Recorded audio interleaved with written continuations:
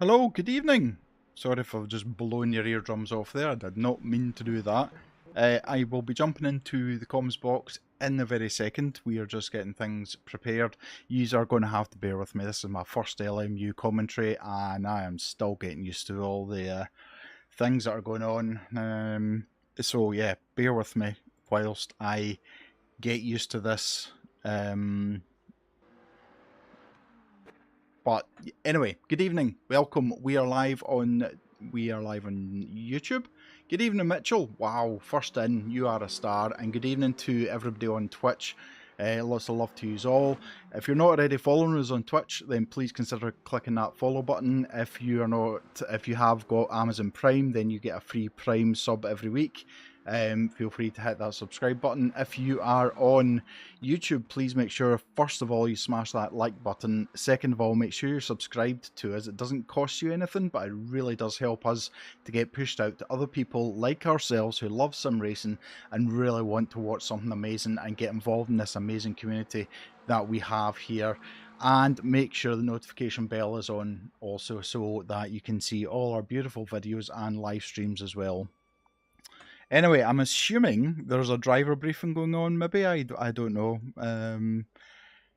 No, I'm not seeing anything, just everybody into the pits, which is interesting. I hope yous are excited, because this is LMU, this is multi-class. We have two classes tonight. We have got hypercars and we've got the GT3s, the LM GT3s, which is a different class to the GTEs, and I will explain that in a minute, but let's pop over into the comms box and join our very lovely Zita and see how she's doing. Hello Zita, how are you? Are you well?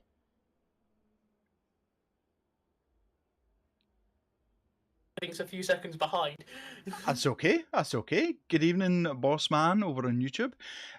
Right, so I'm not totally clued up multiclass, so if you aren't clued up in multiclass, I am about to explain to you exactly what these cars are and why it is actually quite special that we have these two classes of car racing tonight. I don't know why everybody's in the pits. Like I said, I don't know if there's... Has everybody left the server, or have I done something stupid? I don't know. We'll find out in a minute. I think it's the start. I think it's countdown to the race. Have you got the server info? Because I haven't actually been able to get into the server yet. Yes, I have. Give me a second, and I will ping you the details. Because I didn't get the right permissions on Discord, so I couldn't have any of the information about what was going on.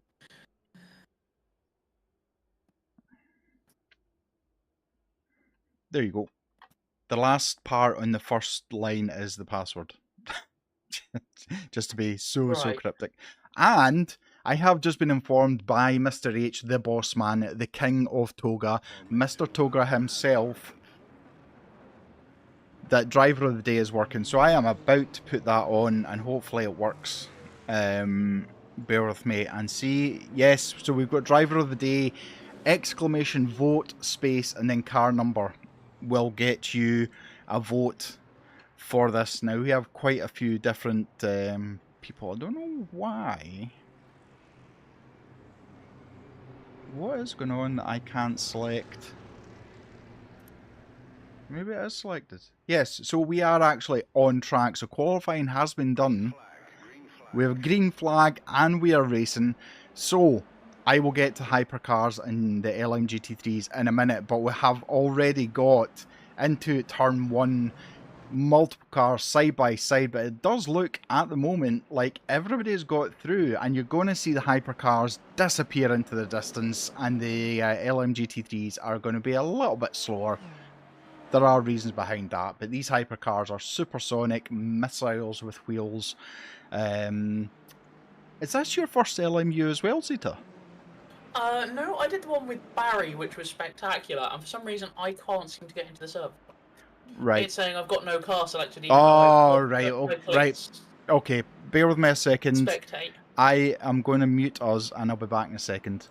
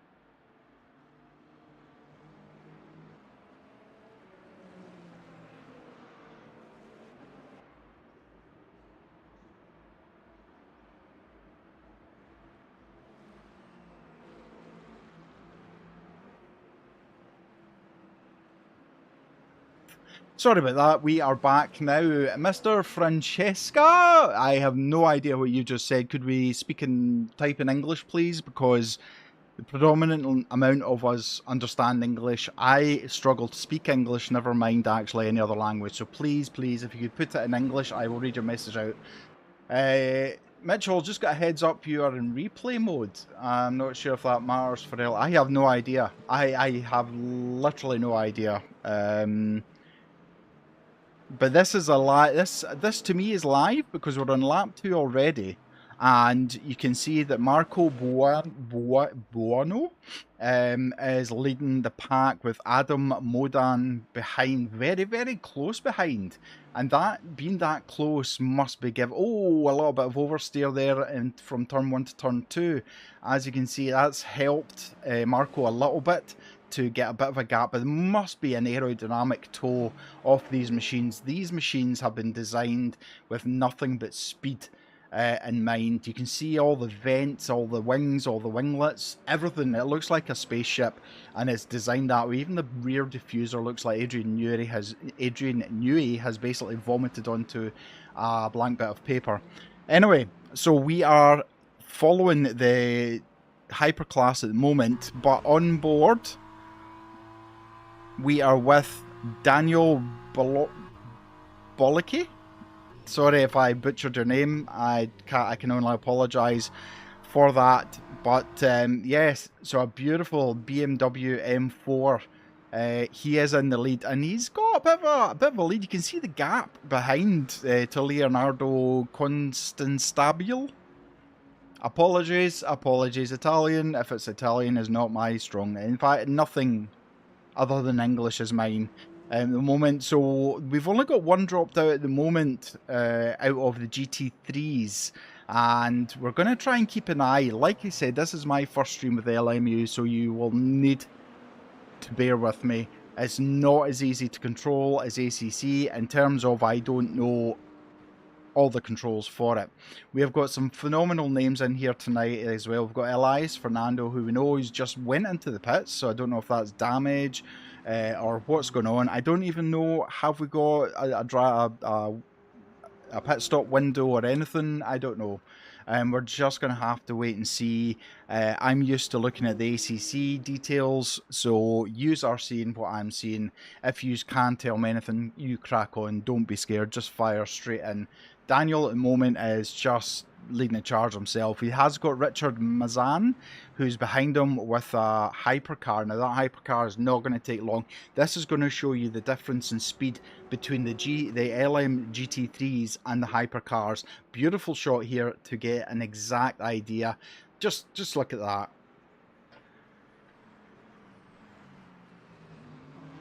You can see the red glowing brakes as they're hitting as much of the brake as possible in a straight line.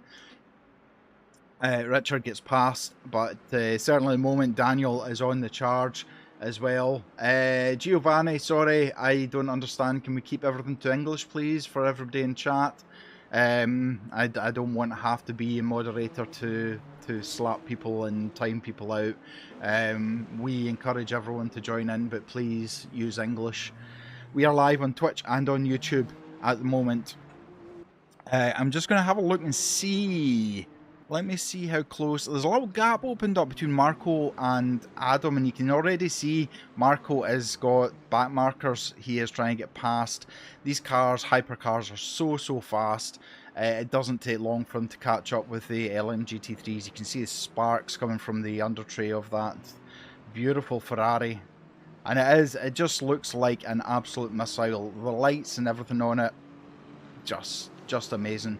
If you are a fan of LMU or of Le Mans or of the WEC, then please let us know. Tell me what car you prefer, what team you prefer. But at the moment, Marco not having any issues with the slower LMGT3s, getting past quite easily, and you know, it only takes a few seconds for them to catch up on them. So, but they will be reaching absolutely stonking speeds at the end of this straight. It's And again, Interlagos, let's not forget, Interlagos first opened in 1940. Now, through my childhood, Interlagos was always the one of the big tracks for Formula One, for GT3s, for everything else, but mainly Formula One. Especially when you had Ayrton Senna, you had all the greats on the track as well. So, a little bit of oversteer on the braking as he comes round the corner. And Adam goes very wide as well. So, yeah, I mean, I think it takes a special type of driver to drive these cars. I've tried it and I can't. I genuinely can't. I struggle so much. It is an entirely different beast than GT3s, GT4s, GT2s, whatever it is you race. Davide, how you doing? You see something very new here. You do indeed. I am learning as we go. I hope you're well. I hope you've got a phenomenal... Oh no, we're gonna have to slap Mr. Hayden for that. Tut. To be fair to Hayden, Restream doesn't change the title or the game properly, so you actually need to do it manually. So yeah, it's a hashtag blame Hayden. Absolutely, it is another moment for that.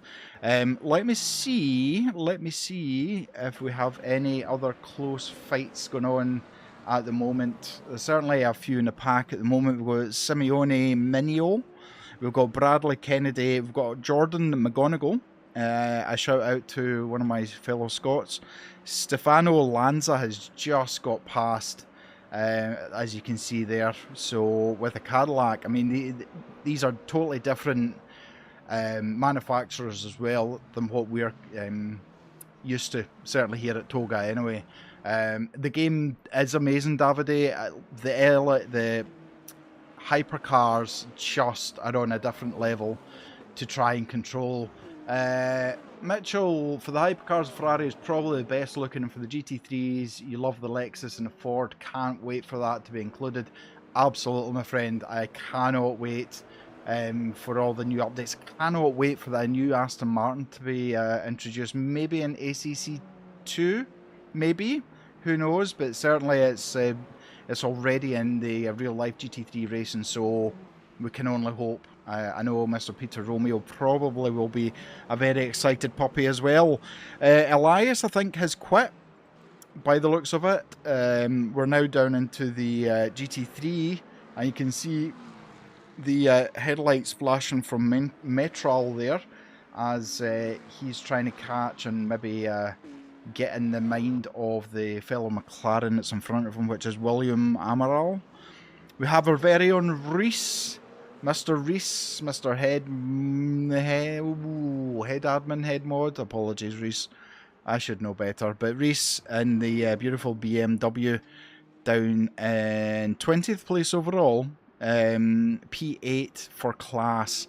Now you're going to see on the left hand side we've got red and we've got orange, gold, depending on how colourblind you are. So red are obviously hyper, it says HY, and the other colour, whatever one you want to call it, is the LMGT3, and it is beautiful to see these two classes racing. This is totally different. If you think this is like a GT3 and a GT4 race, it's absolutely nothing like it. The GT4s are only slightly slower, and they don't have the same grip going into corners. These hypercars and these LMGT3s are miles apart in terms of performance. So this is probably a good track to actually show exactly what these cars can do. And we're on board with Modan at the moment, and yeah, you can see there is now a gap. There's a 2.6 second gap between Marco and Adam for P1 and P2. We've then got Joseph Kufel, Danilo Lasic, Michelle D'Arezzo, Mayak Hoykert, oh my goodness, Simeone Minio, Jordan McGonigal, Stefano Lanza, Bradley Kennedy, Dario De Lorenzo, Richard Mazan. I hope I've said that right. We've then got Daniel Ball. It sounds wrong when I say it, okay, but it's Boliki. That's the only way I can say it. I'm apologising. Like Leonardo Constastabile, Valerio Acione, David Pace, Alfredo Atolicho, Jerome Metral, William Amaral, Reese Endau, Alexander Oneshenko, Amore Jr. and Elias Fernando. So the last two are basically DQ'd and DNF'd, so we don't need to worry about them at the moment. So yeah, everything is kind of spread out. Like I say, hypercars are difficult to control. I struggle with GT3s, but hypercars for me are just like trying to step into a Formula One car after driving a Ford Fiesta or a whatever small family car, runaround car you can think of. Just absolute miles apart, but you can see the brake discs are absolutely glowing red. Now, whilst there's a bit of a gap, I'm going to go into the specifics of the difference of the hypercars and the LMGT3s, just in case someone's like me and doesn't know that much. And this is coming from the Le Mans Ultimate website itself, okay? So hypercars were first introduced in 2021. These top category sports cars have got the motorsport world onto their feet in recent years. Innovative, sleek designs, all powered by different engine configurations, creates an exciting spectacle on track. Famous brands such as Ferrari, Porsche, and Toyota fight at the very front for victories at race circuits around the world, producing over 650 horsepower from the internal combustion engine and a potential 270 horsepower equivalent from the hybrid system. This produces prototype rocket ships that need the best drivers to extract the most from the cars while sticking to strategy for success. As we see Modan going a little bit wide. I don't think he'll get penalised for that. So that is basically what the hypercars are. They are just like I said, a different beast. So the LMGT3s, the latest class to join the World Endurance Championship field, the LMGT3 made its debut in the 2024 season, so very, very new. This new GT category replaces the outgoing GTE AM class and concentrates on amateur racers and privately operated teams. The cars are very familiar to ordinary GT3 machinery, but have undergone modifications by the FIA WEC, including fitment of torque sensors and position lights. LMGT3 competitiveness is maintained by the balance of performance. Balance of performance, you may hear it like bop. So if a car's been bopped, it means weight's been added to it or weight's been taken away from it. That's how they try to level the playing field so that it's a much more competitive grid overall. The process of balancing each car inside a performance window by restricting maximum power, energy and weight, okay? With brands from Aston Martin, BMW, McLaren, Porsche and Ferrari, there are lots of incredible machinery to choose from. So, again, that's come directly from Le Mans Ultimate website. I have no doubt that is absolutely correct. We're just going to have a little look and see. We have got a little bit of a battle going on here. But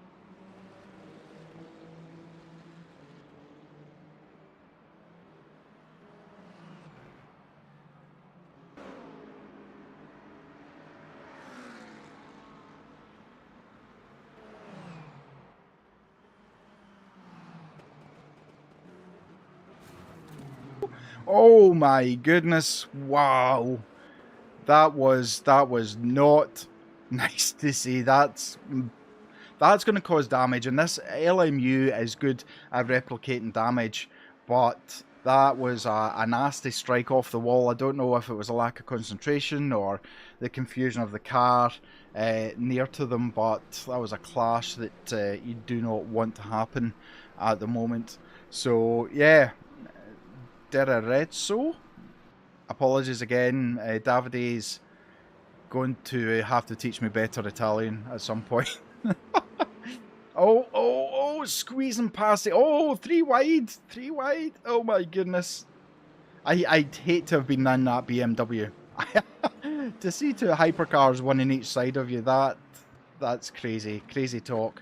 But Diarezzo looks like trying to get past Lasik, who's in front at the moment. And you can see using every part of the track as well.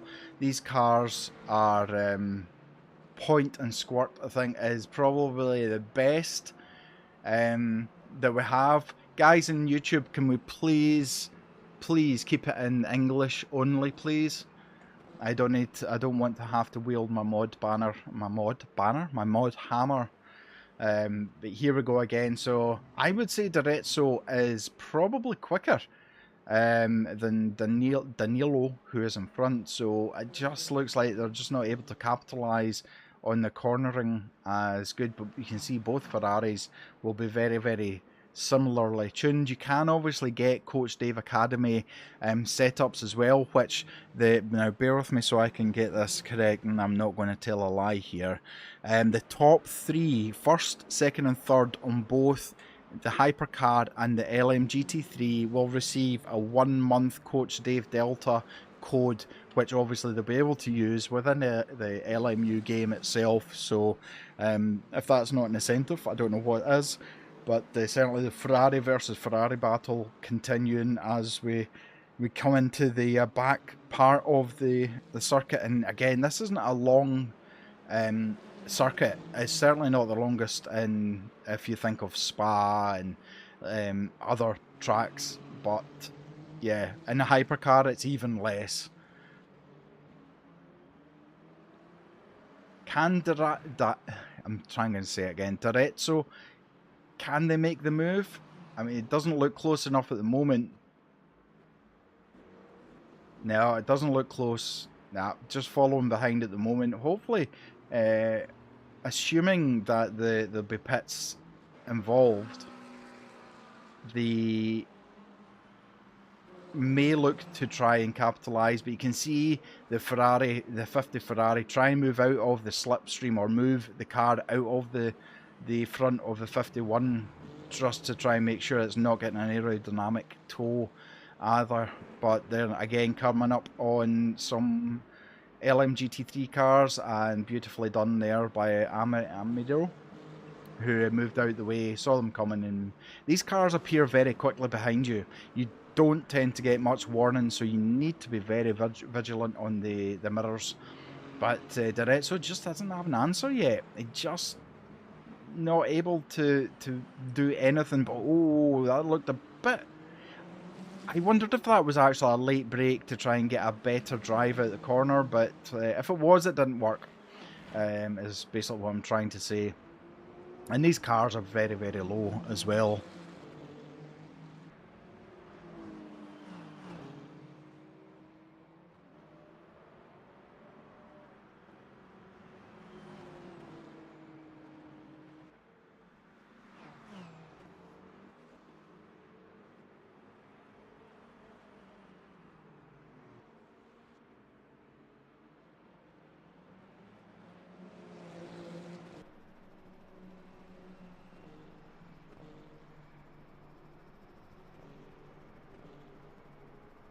Awesome. Good evening. Apologise for being a bit late to the party on that one. Technology is being technology. This is all new to the entire commentary team, and the rate the game gets updated, keeping on top of things is interesting. So, yeah, it's looking like a good battle. I've been watching the two Ferrari hypercar battles. One of the notes on why these cars all look so very different is that the regulations for hypercars are about the most open for motorsport in existence in motorsport at the moment. You have a aerodynamic box and a set of dimensions the vehicle must fit into. Otherwise, power is essentially what the regulations are for the vehicles. Power plant, there's a maximum power, there's a maximum aero load, a minimum drag requirement. Otherwise, go for it. That's why we saw the Peugeot with no rear wing, because they could meet the aerodynamic requirements without needing one.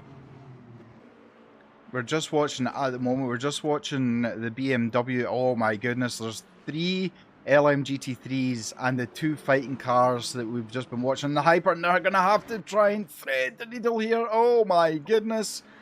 The BMW, very, very close to the back of that Inception, number 70 McLaren. Dear me. It's fast and Is furious. this going to be the Diretzo's opportunity here through these back markers? Who gets set up where? I'm looking at a wall of Porsche. This is interesting. No, Diretzo's actually done that perfectly. He's got through. Who's managed to get? Sorry, Lazac has managed to do that perfectly and get through without really losing any time. It looked like Diretz actually got slightly hung up there through the middle of those GT3s. Those GT3s are side by side. There is just so much going on track as well. I think what I'll do is I'll concentrate on the hypercars if you want, Zeta, and if you want to concentrate on the LMGT3s, we might get a bit more coverage that way. The battle continues. We haven't changed places yet. Diretzo still following the back end of that Ferrari. Doesn't get the drive out the corners that hoped for, and just not enough of a... that was a bit of a wide, but I wonder if that was a deliberate one there from Lasek. Just coming down the first and second, taking a very wide line into the first.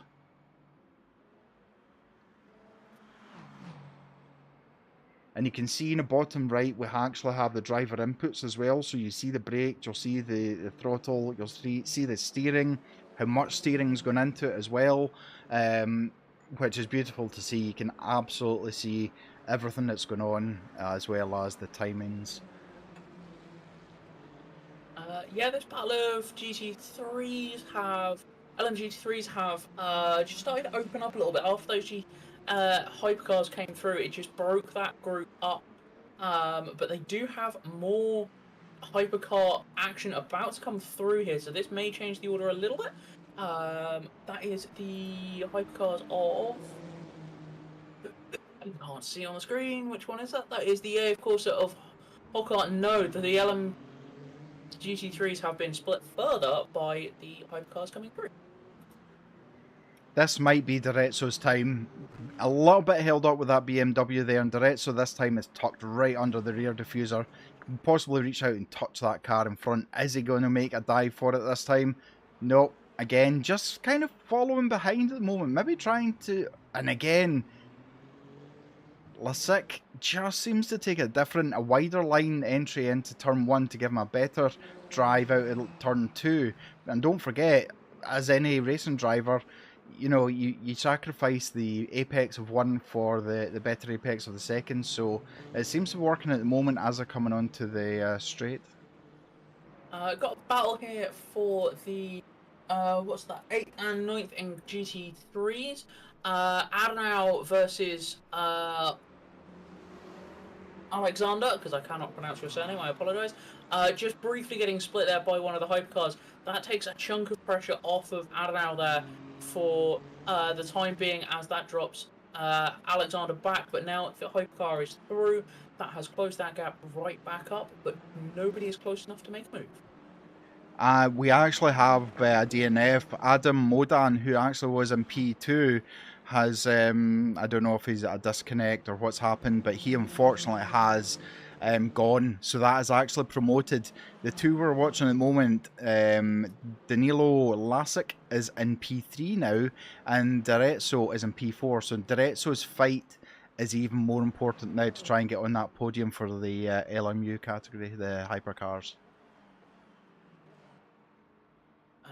Looks like the gap has opened up a little bit more between the United Autosports and the WRT car there. Not a huge amount. Let's jump back to the earlier battle that we were looking at. That's opened out again as well. I think just ebbing and flowing with the just almost constant arrival of a hypercar. So trying to keep in touch with each other is looking a little tricky for these cars. We're on board with Direzzo at the moment, trying to see if anything can happen. I think they might be praying for some kind of... you can see how much the steering is getting turned. I mean, these steering wheels look like they're going round a roundabout at the moment, the angle that they're going for, but this is exactly... You can't hear the tyres screeching or anything, so... yeah, it's a fight that just keeps going at the moment, and it's the closest battle we have.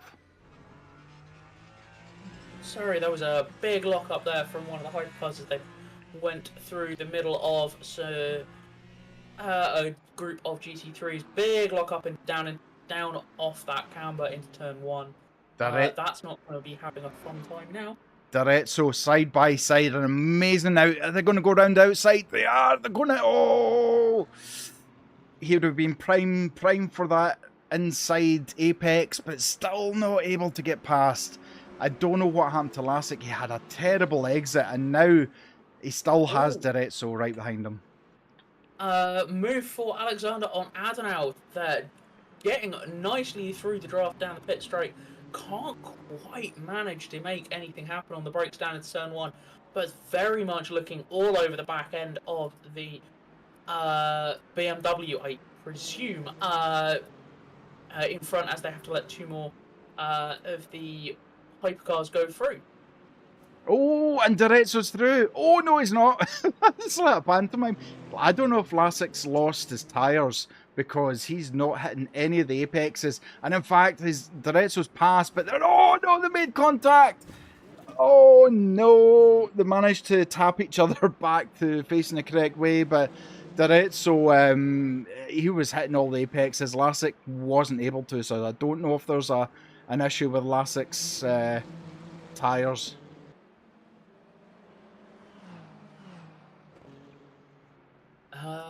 Battle with the GT3s, nothing too major to report.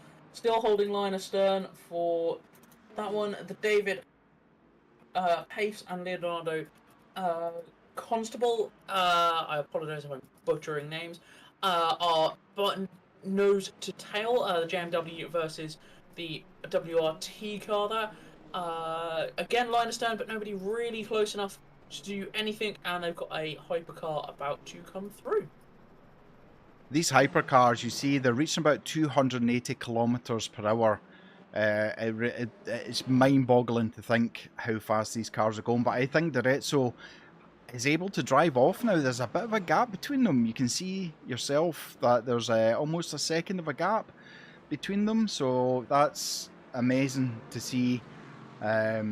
And again, coming up with some of the LMGT3 cars ahead, but Direzzo has managed to get himself up into P3. Nice. We have...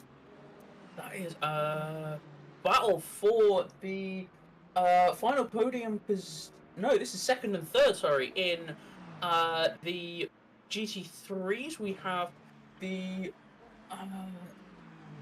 Valero Acero and Jerome Metral in the Inception and I can't see the other name on the car. Running very tight together down the pit straight. They were pretty much side by side coming down there and have just... The gap's opened up just a touch going through that first sector, but it is still all to play for. Oh, there's a move from Toyota. That was a stonking send. Can he control it, though? He has. What a move. That was sent from another postcode, and I have to say, hats off to Hoekert. apologies. But he's coming back now. I'm just going to say Maik, because that's much easier to say. But the Toyota goes defensive into the third corner there as they're heading up the hill now. What a move. That was beautifully done. But again, Maik, well done for not basically turning in on them. Yeah, that's not looking too... the gaps are kind of spreading out a little bit in GT3s here. It's just still this battle with Metral and Asoni, with the Inception and the Spirit of Race Car. Really the only ones who are super close at this point in time. The Inception was looking really strong through the twistier section of the track, but the Spirit of Race Car has definitely got the legs on it on the straight. Having said that, still forcing Metral at the end of the straight to be very defensive into turn 1. And a little bit like the LMGT3s, everything's starting to balance out. That Toyota is miles faster than the Ferrari for some reason. And again, I don't know what configuration they're running. Like I said, you can have a Coach Dave setup if you have the subscription, or you can tweak your own or have your own. So it really is, although it's maybe same cars that are racing it, like we've seen with Direzzo earlier on, doesn't mean to say it's the exact same setup either, as we see the BMW getting past there as they go into turn 3. Indeed. Still looking at the second and third place battle.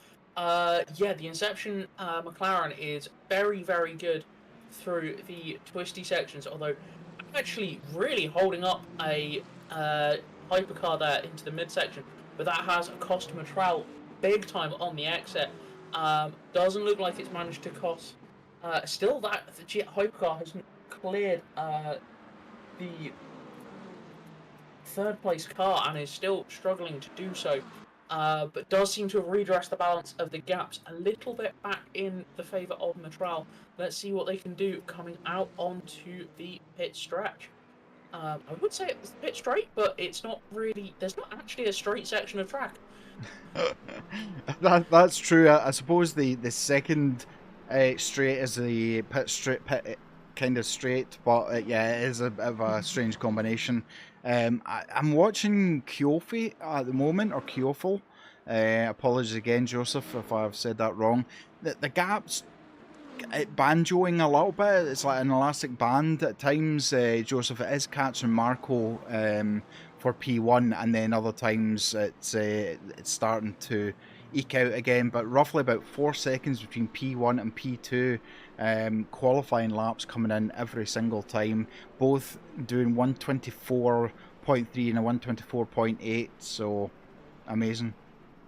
Indeed, as this is Metral in that Inception is really, really strong through this midsection of the track, all the twisty stuff around the infield, if you like, of this circuit. That McLaren is looking very, very comfortable, gets all over the back end of the Spirit of Race car. But the Spirit of Race has just got the legs as soon as it's able to get the power down. It's just got the legs on it on the exit, and just can't. The Inception car can't quite make it work. Not much change, but Joseph has got it down to 3.6 seconds, so has gained a little bit of time. I'm just going to check to see what the last ones were. Actually, Marco was still faster, so I don't know if Marco's coming up on back. I would say back. Well, it is actually back markers. They are actually now lapping the hypercars as well as the LMGT3s. But P1, 2 and 3 are sitting with 124s. And I'm going to say Direzzo may not be that far behind come near the end of the race to P2, because they are setting the same lap times, if not 2/10 quicker than P2. Indeed. Just a quick update on the battle of Alexander and Reese in the, again, it's a United Autosports McLaren of Alexander, and this time it is the it's the WRT. Yes, it's the WRT BMW of Adenau there. Again, both looking very, very strong. Adenau in the latter part of this one opened that gap up. I think Alexander just had to lift out a little bit to let the Proton competition hypercar come through. But that has given Adenau some breathing room, but not for very long. Barretso is heavily under pressure here with Lasik. There's literally tenths of a second between them, and it's now roles reversed. Barretso, a little dive with Lasik, trying to throw a dummy down one side, but it didn't seem to unsettle Barretso. But they are now coming on to the pit exit straight. And this is going to be interesting down to turn 3. Is Lasik going to be able to catch before the end? It doesn't look like he is. Now Barretso is under pressure for a change.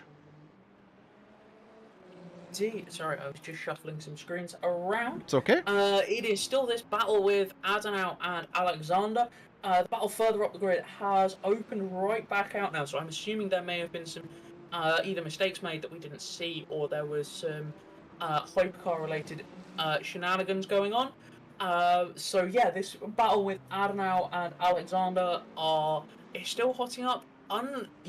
Interestingly, the United Autosports car not looking quite as strong as the other one in the field through the middle of the circuit, but looking relatively strong in a straight line. So that car evidently a little more trimmed out aerodynamically than the sister car. So again, we're seeing the differences in how there being more than one way to make these cars work. We're watching Barretso, who has got about a 6/10 gap to the sister car behind as they get past one of the BMW LM GT3s. Barretso with a little bit more of a gap this time, so I don't know if Barretso has found a little bit of power or has maybe been saving a little bit, but whatever it is, the gap is bigger and takes the pressure off a little bit. It still needs to be very, very careful, but I think the chase is now on. Sorry to dive in there. Sorry, I was just watching the Adenau-Alexander battle going down through turn 1. A little bit of a hip check from Adenau coming out of turn 1. Both managed to get away okay. Coming through turn 2 and 3, get a hypercar split them, or threaded the eye of the needle through between both of them, and that has actually now let Alexander back through between these two cars and is starting to try and break that toe and make a bit of a move. Now a gap of over a second, just under a second, just over a second, depends on what time you look at the timing screens, between Barretso and Lasik. So Barretso is definitely maybe conserving the tyres a little bit in the past couple of laps, but has now got the hammer down, and in Formula 1 terms, I think it's hammer time, because 15, just under 16 seconds between Barretso P3 and Kuefel in P2.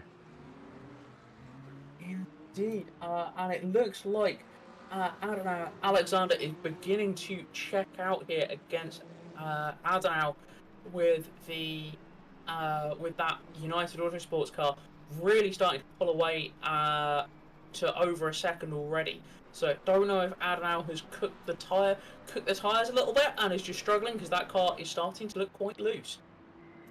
Yeah, as Rio says, evening Rio, how you doing? Hope you're well. Hoping for a McGonagall comeback. Yeah, certainly at the moment Jordan is 12.5 seconds behind Lanzo for P7, as we're going to switch back just to see a little bit of McLaren LMGT3 going on between the sandwich of the Ferraris, but gets out of the way beautifully. Again, hats off to the LMGT3 drivers for able to keep the... Adenau back to... Sorry, that was Adenau just pulled off the circuit and has dived back to the garage, and looks like they're going to DNF out of this one. We have 2 LMGT3 and 2 hypercar DNFs currently at the moment, so you know, that, as it said on the website, you know, this is, hypercars are for, I would say, talented or experienced sim racers. I'm not sure how much you could get out of the car just by jumping straight into it without much experience of any cars, to be honest. But Barretso is leaving. Barretso is leaving Lasik behind, as again they're getting past some more of the LMGT3 cars. Indeed. Just an update on the LMGT3 leaders. They have Daniel Bollick. I was just waiting to see if you were going to say it better than I did. No. Has run away to the tune of about 20 seconds in that BMW. To David Pierce, who is in second, who has about 5 seconds now on Leonardo Contestable. I am butchering these names. I apologize. Who is again about 5 seconds ahead of Jerome Metral, who is about. Sorry, Lasik went very wide to avoid a LM3 GT3 BMW there, so that's cost him a little bit of time. 1.5 seconds almost between them now. Indeed. Yeah, so that pretty much makes up the board for the LMGT3s. They have spread out quite significantly. Matral is trying to get back on the tail of Leonardo, but is struggling to do so. I say that Matral is looking. He's got the gap down to under half a second now, which was about a second or so earlier, and with the hypercars coming through, there's another Ferrari AF course coming up to the back of this battling pair, so we'll see how that plays out. Lasik still unable to get under that second gap just now, so I think Durazzo certainly is focusing more. Durazzo's lost a little bit of time, 5/10 on P2, who is just keeping a 4-second gap to P1. Rio on YouTube is asking, what are the predictions for the podiums?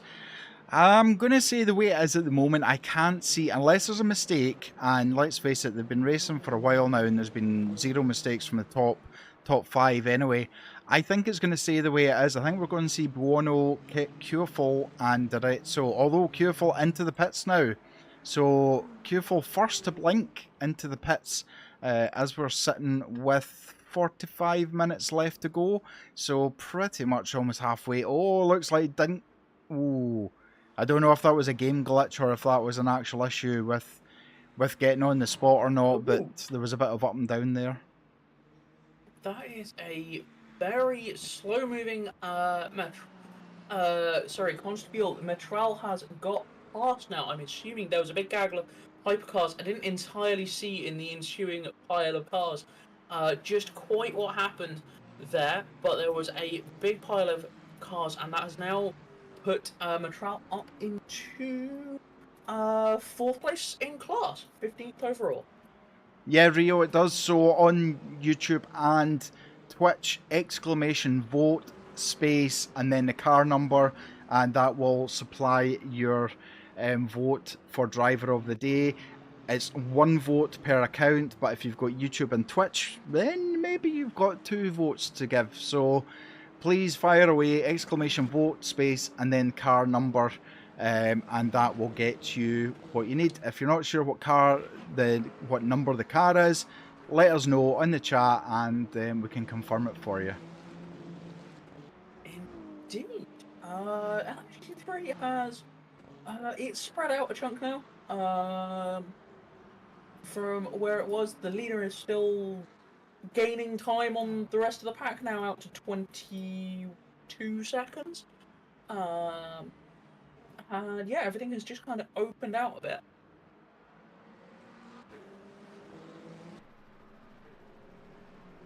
It's pretty much the same here. There's not a huge gap as we see Inception McLaren getting passed by Durazzo again. And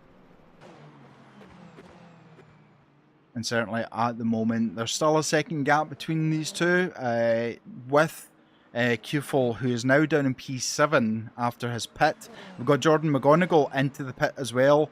So, yeah, that's actually promoted Durazzo to P2 at the moment, but obviously there will be a pit required. I'm not sure if Durazzo's struggling with the tyres a little bit. I've seen him go off a couple of times onto the green painted area out of the track limits, but yeah, it's at the moment he's just starting to catch some more LMGT3s. We've got a couple of pit callers for LMGT3. Leonardo Leonardo and Alexander are both in the pits. One constable is just rolling out now, and so is Alexander is having some getting into their pit box. Looks like they massively overshot that one. Well done, them. Otherwise, that's about the only thing going on.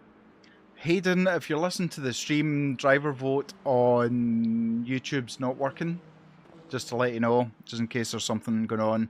So at the moment, only Twitch viewers can actually vote. Hopefully we can get something sorted. Oh, Durazzo catching the 296 of the GT3 in the wrong place. That caused a bit of issues for him. Has it cost him any time? It actually has. He's now down to 5/10 of a difference. You can see the gap has closed.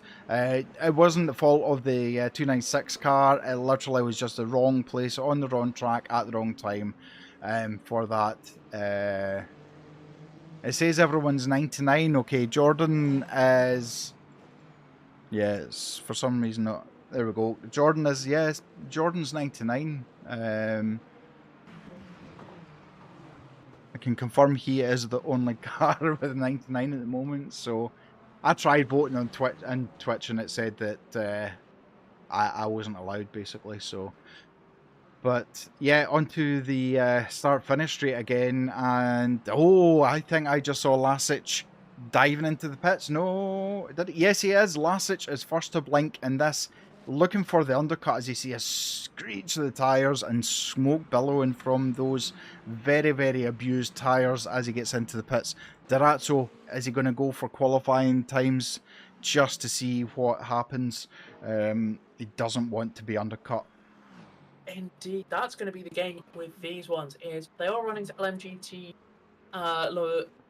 WEC rules, which means no tyre warmers. Unlike what you get in ACC, there is no tyre warmers on these cars, and they are sketchy when you come out the pits if you have cold tyres. So that's going to be the question: is who takes tyres and who doesn't, and who's got what left at the end of the stint. I'm reliably informed by somebody very in the know that these hypercars take about 2 or 3 laps minimum to get the tyres up to temperature. So that in that case, you know, maybe the undercut isn't going to work. But again, Durazzo's going to have that same issue as he's coming up behind another GT3 car. Is he going to go into the pits this time? Let's have a look.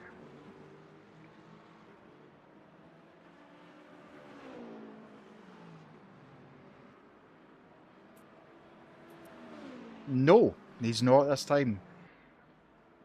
Fair enough. Nothing really to report on the GT3 front. Everybody has spread out quite significantly, with only one car, I think it is, that has made their pit stop so far. So all of these cars, with I believe it was a 90-minute race, will have to stop at some point, at least once, during the race for at least fuel. Tyres will be your choice, I think.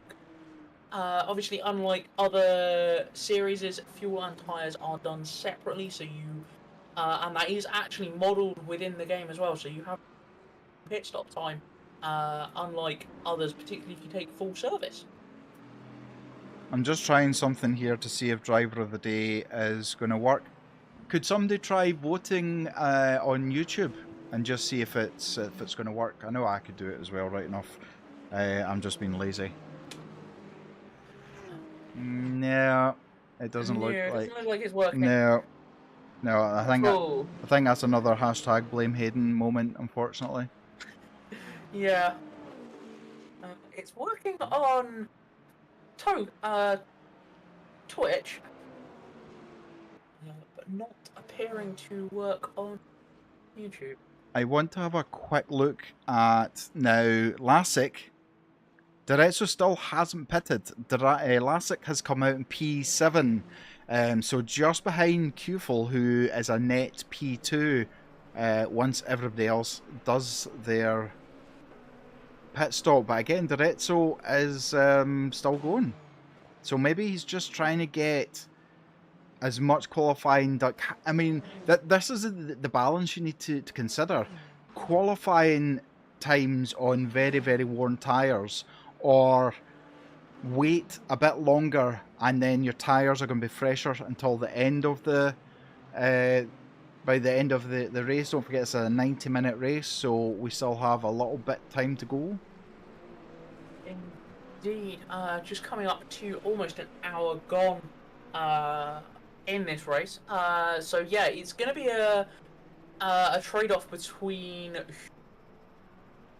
who takes tyres, who doesn't, and who is going to have whatever left over at the end. If you're not opting to change tyres, maybe taking it easy to start with, run long on a high fuel load, and then hope that you have something left later on. It's a bit of a gamble, but it could work. It's going to mean you're going to have a shorter pit stop, and you're going to have a lighter car at the end, and you'll be coming out on hot tyres.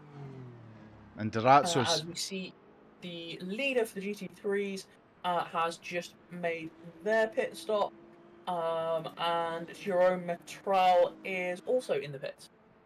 Direzzo has not pitted yet, so again, going for another qualifying lap. Unfortunately, I don't see, and I don't know if it's me that's being silly, but I cannot see what the last lap time is for each driver. We've got 36 minutes left of this race. Direzzo still, to be fair, Marco Buono in P1 still hasn't pitted either. So we've got Minio and Lanza are now into the pits as well. So that is going to start showing the proper or the actual positions that they're in by the end of all of the pits. Indeed, it was. Yeah, the leader has pitted and had big enough gap that they could pit and not have any issues. However, they did have a problem coming out of the pit exit. They actually ran wide and clung to the barrier. So I don't know if collisions are a thing in the pit lane. So I don't know if given them any damage or not to that car, and whether that's going to hamper it. It is currently a 5.5 second gap to second place, with third only half a second, about a second or so behind there, who has just pitted. We have P3 for the hypercars is now into the pits as well. That is going to promote Kufel back up to P3. Direzzo still has to pit, as does Buono, but Kufel, I think he's going to be quite comfortable when he comes back round on the start-finish straight. It looks like he's quite comfortable in that car, and it looks like P2 is going to be back to his once Direzzo comes in. But we're going to follow Direzzo and see if he goes into the pits this time.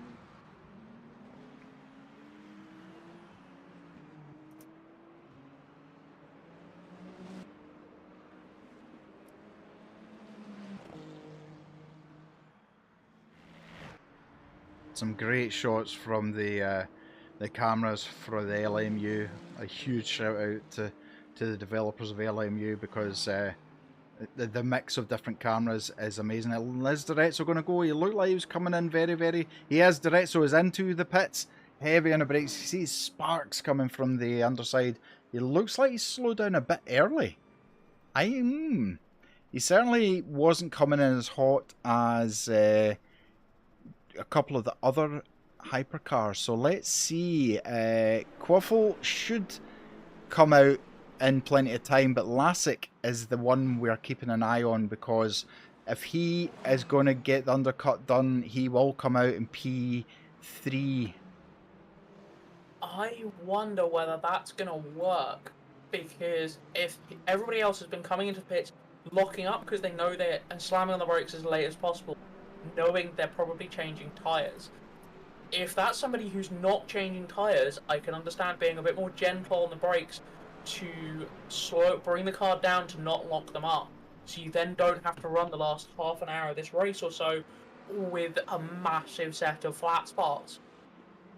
That is true. That is very true, and we'll need to see how they're at. So Wano, our race leader for hypercars, is into the pits now as well, and I believe Quaffle is still quite a distance to go on the lap. So I think it'll be a comfortable exit for Wano. He won't have to be checking his mirrors too much. Durazzo just coming out. Oh, he's very wide. He's onto the grass as he's trying to get as much speed carried through the exit as possible when it's not a straight pit exit in any shape and form, but that was rather wide, shall we say. So whether that's going to affect his tyre grip for the next couple of laps, we're going to have to see. Indeed. Not really any pit calls in LMGT3. I think pretty much everybody has now pitted. So the order is not really changed from where it was before. It is Daniel from Valero, from David, from Jerome, from Leonardo, from Alfredo, from Alexander, from William, from Adonal. The last two having unfortunately DNF'd on this one. Yep, absolutely. We've got 2, 4, 5 DNFs now in total, as we see Bradley Kennedy into the pits as well. So we're back to basically how it was. Minio still, I don't believe, has pitted, who's currently net P3, but that's going to change. But don't forget, he was a very, very fast driver, as we saw him scything through the hypercars earlier on. So, Durazzo is 5.5 seconds behind Minio as we speak. Indeed. No major battles, unfortunately, in GT3. Everything is spread out. The game now is who's going to have what left over at the end of this one in about 20 minutes' time. Who's got what left over on their tyres to push towards the end. You can hear the difference as well from these engines. I mean, these engines are, to produce that amount of horsepower, and then you have the electric recuperation as well from it is just outstanding. And let's not forget, it's not just Formula One technology that filters down into road cars. It's also the hypercars and the LMGT3 cars. Any kind of advantage a car manufacturer can give to their customers will be filtered down through these. So these are really a testing ground for what your road car ends up with.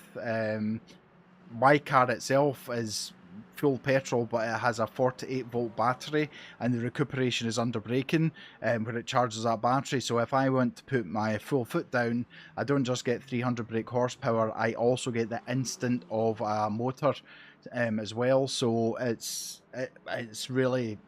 amazing to feel the difference.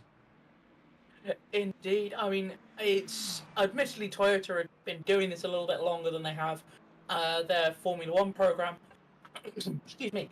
But far more hybrid technology has left their hypercar, and prior to that LMP1/LM900 program that has ever left there and made it to road cars than has ever made it from their Formula One time. So it really does trickle down very, very effectively. Things like Cadillac, with all their being part of GM, there's a huge amount of information being fed back to the factories under that whole banner as well. And that's the power difference we just saw there. Going round the outside of a Ferrari 296 with the amount of grip that they have, it's absolutely effortless for them. We see Richard Mazan into the pits now. Is Minio coming into the pits this time? Oh, we had a bit of a stutter there. Nope, not into the pits. I'm sure he hasn't pitted yet. But again, because I'm new to the whole overlay, I'm not 100% sure what exactly has happened with pit stops. But I think, in my own mind, Minio still has to pit. Now, you see in the background, Durazzo has actually halved the distance between himself and Minio. So that is interesting. Now, I wonder if this is tyre wear coming into play, or is Direzzo just naturally that much faster? I certainly thought Minio was relatively fast for the hypercars, but you can see Direzzo is catching almost 2.5 seconds between them now.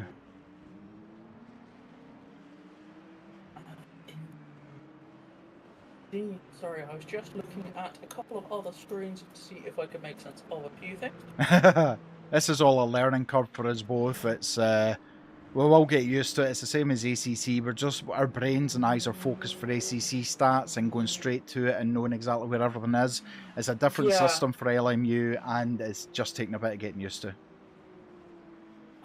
If you push refresh overlays page, it might reboot the stuff that's on the stream screen for yourself. That might help with information. Yep, so we have 27 minutes left, and again, Minio hasn't Minio must have pitted.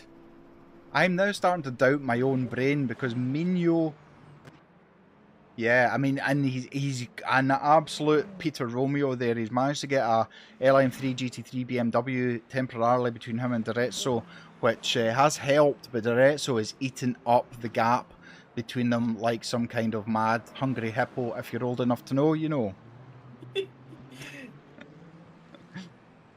Wonderful, wonderful. Quote of the day. I'm not sure where to go from there anymore. I know. Sorry. The GT3 leader is out by 15.5 seconds now. 3 seconds is the closest gap for, I say that it's all, sorry, it's all doing all sorts of things and I'm not quite sure what.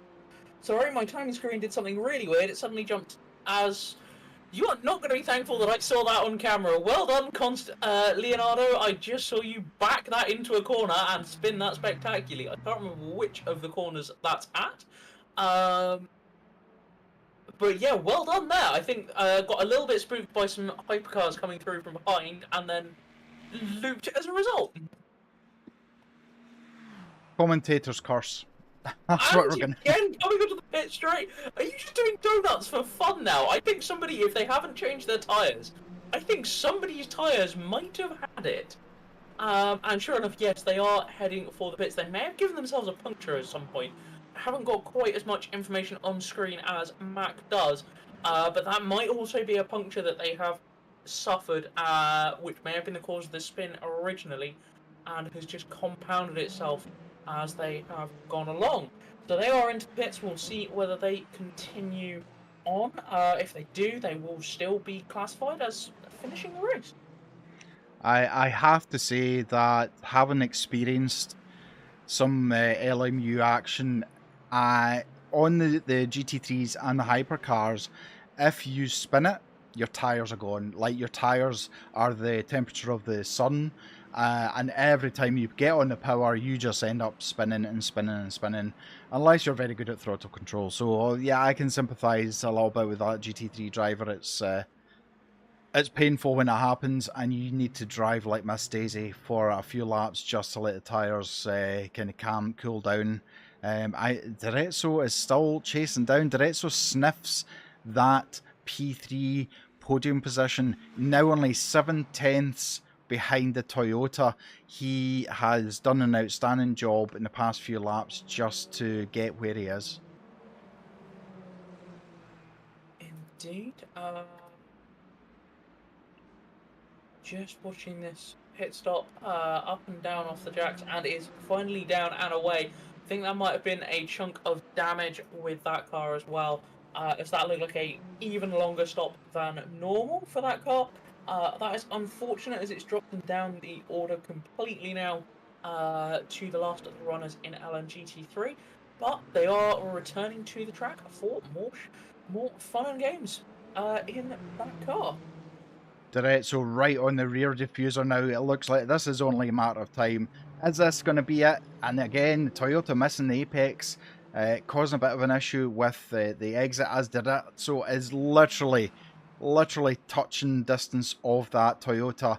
Is this going to be made before turn 1 as they come down the start-finish straight?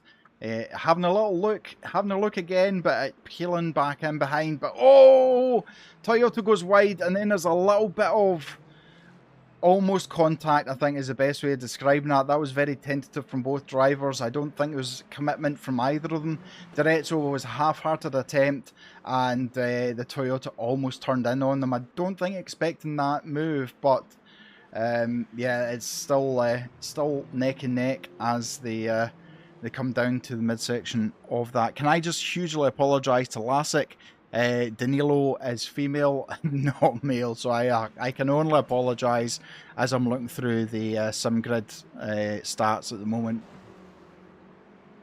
Indeed, I will say, just keeping an eye on that battle you've been commentating on, the Lazio who's got to get past the Toyota as quickly as possible, so that car doesn't completely shred its front tyres. The longer it's sat there behind, particularly these very high aero cars, if their tyres if you're sat behind somebody, that can really start hampering your tyre life and the amount of grip you have on these cars. As we're on board with Diretso at the moment, I don't think close enough, but still showing in the mirrors just in case. I mean, these mirrors are so small, can they actually show anything? But side by side as they were coming up the straight, but again, very close on that exit, so you can hear it. They're not able to get full power on every corner, and I mean, you literally can't see anything now. I push out to the side as this looks like this could be the move. No, the door is shut by the Toyota driver. Oh, they're side by side as they're coming up. Oh, a little bit of touch in there, a little bit of paint transfer, but again, Toyota driver of Minio, no, still on the inside line, but Diretso looks like he's had this done and dusted round the outside. Diretso up into P3. What a move. Very nicely done. LMGT3, not a lot to report, unfortunately. It is business as usual. 18, nearly 19 seconds to gap to the leader. And yeah, that's about all there is to report, really. Matral is 8.5 seconds back from pits. 20 minutes to go. That gap's been ebbing and flowing, so I'll keep half an eye on that one. But it looks pretty stable here in LMGT land. So apologies to Minio. Minio obviously has pitted. I don't know what my brain's doing, but so that was basically for position as a pass direct. So with a little bit of a gap, 8/10 at the moment, with a McLaren GT3, it looks like it's going to be passed quite.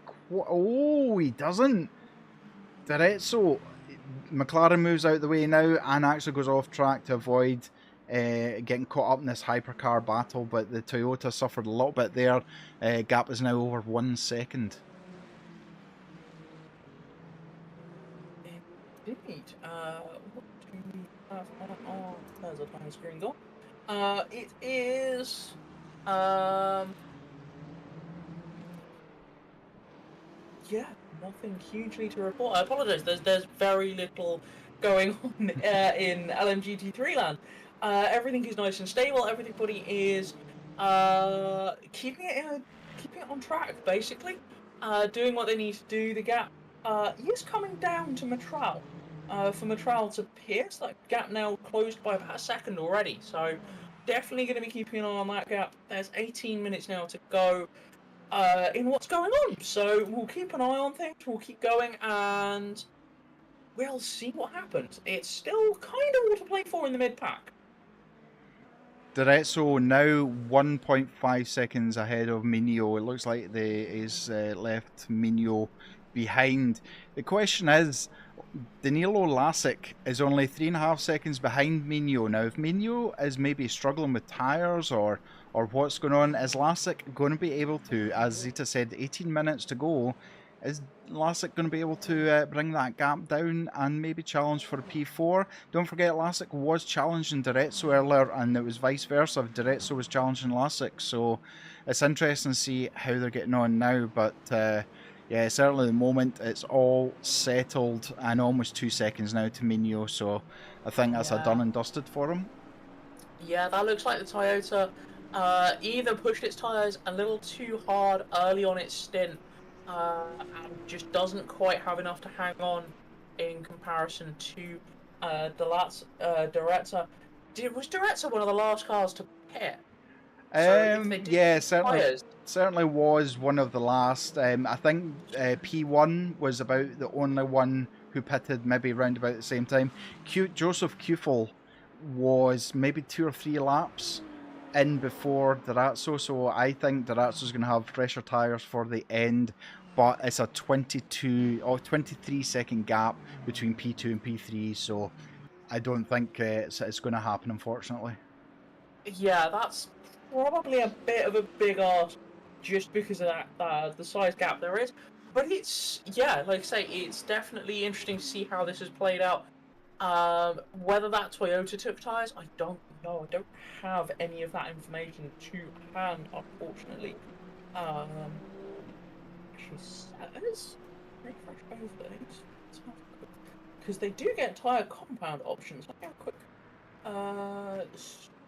Googe on that one. It is everybody is on mediums, so it's not even a tyre compound difference on that one. I am just making sense of the overlays quickly.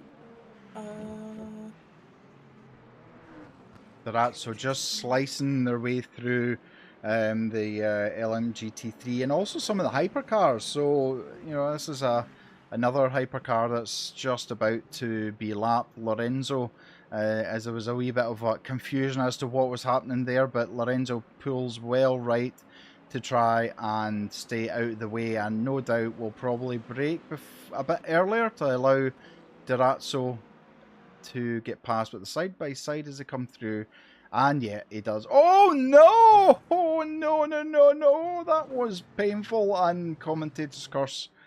That was a horrible, horrible slide of oversteer under braking for Dario De La Ronza. We just heard a clatter as Dia Rosa was going past. Indeed. Sorry, I am just having a quick look through the options that I have on the timing screen.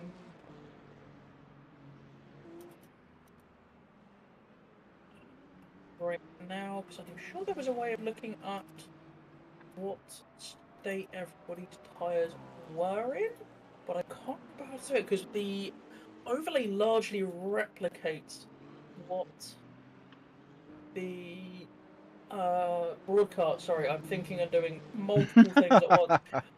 Largely replicates the overlay that you see in the WEC broadcasts. So that will. I was just having a look through what I had available to me. I'm sure it's in here somewhere. I can't remember exactly which combinations buttons it is and things I need to select to give me all of the information on an individual driver regarding that. That's not the one. So, yes, I will try and find some information regards why some of these cars maybe suddenly be a lot slower than they have been. Yep. But bear with us. Direzzo has dropped Minio down to 4.5 seconds. Unfortunately, Lassick is now almost 9 seconds behind Minio, so I think most of the drivers are settling for where they are. Quite big gaps. I thought it might be closer, but it's certainly interesting to watch regardless, as you can see some of the LMGT3 cars behind, and you can actually see on screen Just how many laps some of these GT3 cars have been lapped by the hypercars. The Leonardo Constantable 9 laps down, with Alexander Onishenko with 8 laps. So yeah, I mean, I suppose it's something to keep the hypercar drivers alert, is when they're coming up behind the slower GT3 cars, as to how, where, and when they're going to do the pass on them. As I say, the speed difference with these cars are phenomenal, but you still need to try and do it safely, not cause yourself any issues or get any penalties or cause anyone else any issues. I believe it's post-racing penalties, I believe, as well. Yes. Unfortunately, I don't think there's any metric, unlike we have the plugins and everything, because ACC has been around so long. Unfortunately, there's not the plugins to be able to have literally a spreadsheet generated for that one.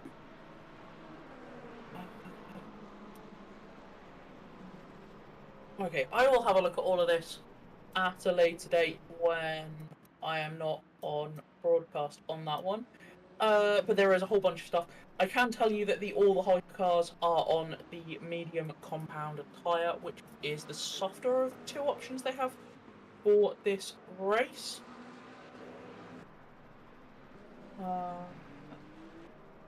Just having a flick through some of the other hypercars a little bit further back on the grid. Bradley Kennedy is still going strong with the hypercar that he's in with the Porsche. 4 laps down from the leader. Dario De Lorenzo is 2 laps down. Richard Mazin. It's a beautiful car, the Peugeot, I have to say, as much as I'm not a Peugeot fan in general, but it does have that aggressive look at the rear and at the front. The styling teams have been working their backsides off. And got Jordan McGonigal, one of the Toga Esports drivers. He's kind of mid-pack at the moment. Jordan's a phenomenal driver in the GT3 cars, so it's great to see him trying out with some of the different classes you can get. Lanza down with the Chevrolet. Is it Chevrolet? No, the what's the other American? I'm gonna get shot for not knowing this. There's the Caddy. Yes, that's the one. Yeah, someone's in the Caddy. Nice. I think either I'm making it up, but yeah. So we're just, as I say, we're just flicking through. There's Danilo Lasic, who was really pushing hard for P3 position, P4 position, but I think has. I mean, it must be tiring. 90 minutes is a long time, and let alone when you're doing 280 kilometers an hour along circuits. So you can see this is something I really like about the LMU, is the windscreens. I'll show you what I mean just now if we jump on board. You can see all the fly debris and bugs and everything else on the windscreen. I really like this because you feel like you've actually been in a race. There's no clean windscreen and things like that. I'm not sure how comfortable I am watching your tyre without any fender. That to me is a little bit scary, but you know, it is what it is. I'm sure you probably don't even think about it, but not full fenders on some of the cars, which yeah, you can see that one there at the moment. The Toyota doesn't have anything on the top, but both sides are covered, so interesting. It is an aerodynamic. I can't remember if there's I believe it's a requirement that there is ventilation out the top of your wheel arches. I apologise, this might get really nerdy for a second. Whilst your wheel is rotating, if you look at the GT3s, they all have the same thing. They've got vents above the front wheels, or the rear wheels will also have a vent system, usually to vent out the back of the car. What happens is, as the wheel rotates, it generates a surprising amount of high pressure under the front of the car. And what that does is that can cause the front of the car to lift up. And anybody that has seen the Mark Webber and I can't remember who the other driver was, with the Mercedes at Le Mans ending up the wrong side of the barrier, upside, and doing a backflip. That's an extreme example of what happens when the air gets underneath a car, one of these cars, wrong. So there is now a aerodynamic requirement to have these vents on top of the wheels to reduce the risk of that and stop the air pressure building up. Earlier, much older prototypes actually used them as an aerodynamic device to generate downforce, the way they used to channel the air out of that. Now they're able to make enough downforce that they're just open holes. And I suppose that's a good thing, because a lot of these tracks, even the Le Mans track, they're bumpy. They're not smooth. They're not just been surfaced. So I mean, we can see some of the hypercars bouncing quite violently up and down. So yeah, and we have seen images of it where the cars, basically front end becomes so light it just flips, and as Zeta says, a backflip. Yeah. Yeah, it is a genuine thing. I know some people that have been out in France, and you drive down the what is great, and you can tell when you get to the section of the road that is for the racetrack. It's still not smooth by any stretch, but it's a lot smoother than the rest of it, and it's still a public road from pretty much from where you drop out onto that section of the track to the Porsche curves. It's all still public road. And you can actually see, I'm just watching our race leader for the hypercars, under braking the suspension still moves quite a bit. You've probably got a few centimetres if you use the metric, but a few centimetres of movement, just as the corner, whichever corner they're driving into is leaning down, sorry, the opposite end is leaning down, you can see the sparks coming from the front spoiler. We'll probably see it here, maybe not, but so there is still quite a suspension movement. These cars they're not rigid. Having a rigid car would be undrivable, especially with all the geometry that goes on for going around corners, etc. But it's interesting to see, because there is a lot of setup can be done on these cars, which makes it very configurable, but obviously a bit of a minefield if you are just starting out. So sometimes the presets are pretty good, but yeah, as we see Marco Buono finishing lap 59 in a 90-minute race with 5 minutes to go. I will say that credit to the crew behind the game. They have done a wonderful job designing and modelling all of the oily bits of the car. If you like, all the suspension and everything, it does actually work surprisingly well. The cars are, whilst they can be sketchy and scary to drive, they are surprisingly almost fluid feeling in the way that they move around on their suspension. It's a lot more how you would expect a car to work, a car like these to work on their suspension, rather than it being a rigid object that just kind of gets bounced around a bit. Yeah, I mean, I just love all the aerodynamics of these cars. Like every centimeter of body has been designed in a specific way, which is why when you see cars, these particular hypercars with damage, it greatly affects them, especially if you do, the actual Le Mans circuit, where you've got such long straights, you can get up to full potential top speed, and things can go horribly wrong as well. But I mean, hats off to all of these drivers tonight. I struggle driving the GT3s, let alone hypercars. So for me, I've got a lot of respect for this entire field tonight, for driving these cars and driving them well. As I said, the GT3 cars have to, hats off to the drivers. They're constantly having to check their mirrors, because these hypercars will appear from nowhere in your rear view mirror. Indeed, we've got a change of position in GT3. Oh!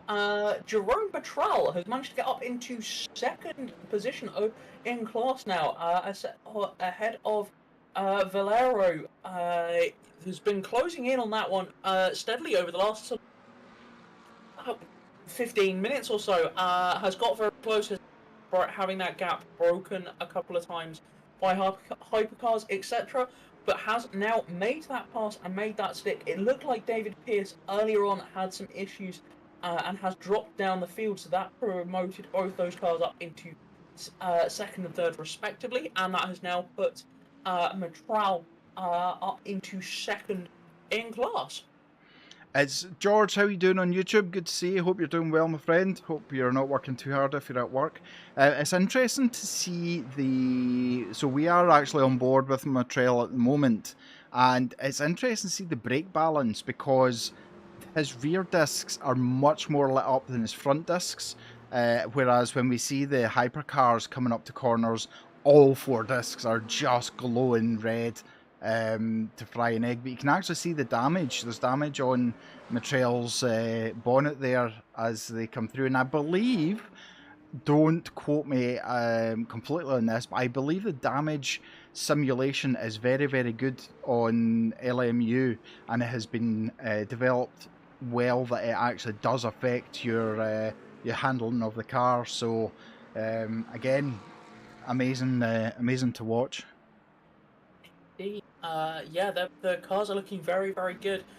Nobody's managed to make any of the cars do their party trick, particularly the McLaren, in that it overheats if its bonnet gets dislodged. That was an interesting thing to discover. The airflow over what is essentially a very, very modified road car. If you dislodge the bonnet too far, it will cause the car to overheat because the air doesn't get through the radiator. That makes sense. Mid-engine car, obviously all the air, and again it goes down to the modelling and styling of the actual body itself. Every part is streamlined, so it's specifically getting air or not getting air. So if you change that with any damage, it makes total sense, but it's not something I've ever thought of. So that is a new fact for me. I'm going to tuck that right up my sleeve for some time. We'll get a 296 stationary on track. Ooh. I don't know. Oh, it's David Pace by the looks of it. He's returned to garage. I've still got him as sat on track. He's shown as DNF now, so we have lost a handful of cars. Disconnect, I'm not sure. Maybe, yeah. I mean, these things. George, working on nights only tonight and tomorrow night left. Well, thank you for working night shift, George, and I hope it goes in quickly for you, my friend. There's nothing worse, especially when it's cold, as it has been here when we get hit with the storm. But yeah, I think the way it's finishing is Wano P1, Q4 P2, and the Direzzo in P3 for the hypercars. I cannot see, unless something horrific happens in the next 8 seconds, I can't see it happening. But I don't know if they go over the line and then it's a lap plus the 90. We'll find out in a second. It's 90 minutes, and whatever, same as ACC, whatever the lap is, you're on.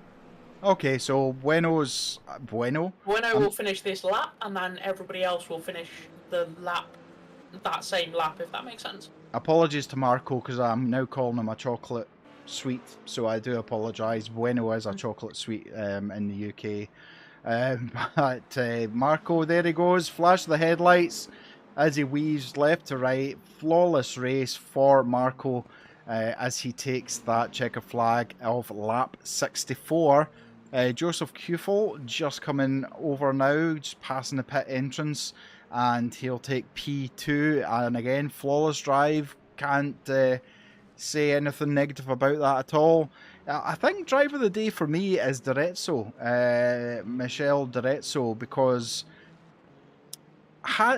made passes on track of obviously Lassick and past Minio as well. So for me anyway, car 51, Direzzo gets driver of the day from my vote. So amazing pass, crosses the line as Minio does the exact same.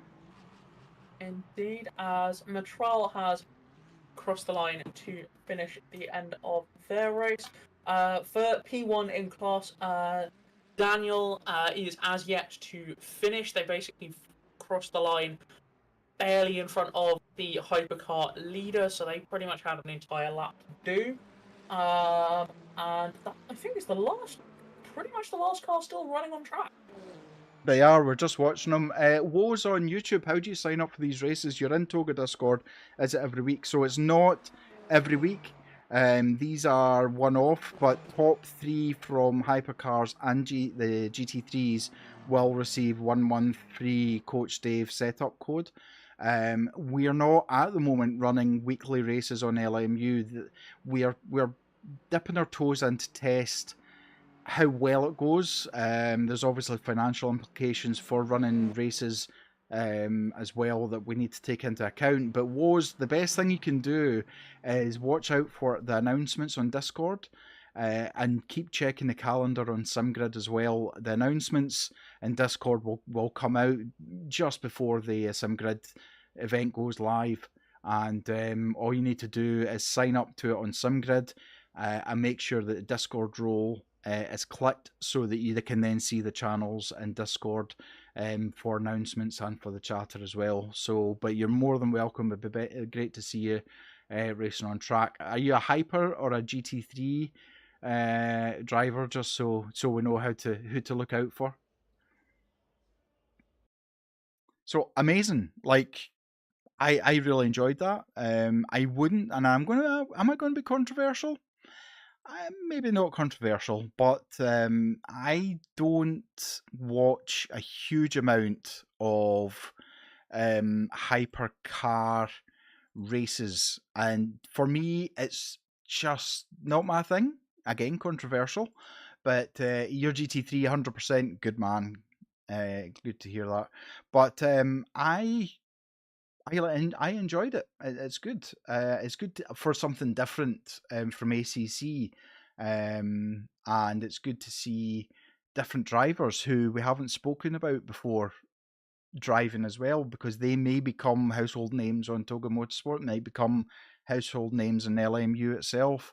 Definitely people to watch out for, and as I say, hats off to them. They're much better drivers than I am. There's no way I could even complete a 30-minute race, never mind a 90-minute race. Did you enjoy it, Zita?